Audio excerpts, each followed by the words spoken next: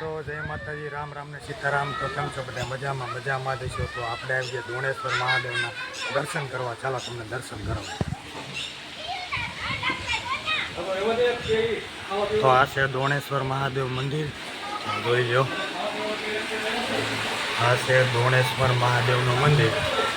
તો ભાઈ અહીંયા સતત પાણી ચાલુ રહેશે, એનું કહેવાનું બધાનું એમ છે કે આ મહાદેવના મંદિરે સતત પાણી ચાલુ રહેશે।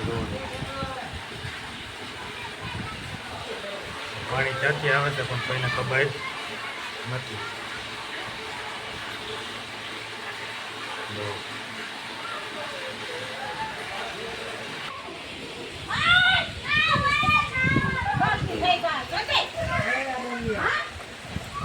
અહીંયા પણ પાણી આવે છે, તો કમેન્ટમાં જણાવો આ મંદિર કેવું લાગ્યું।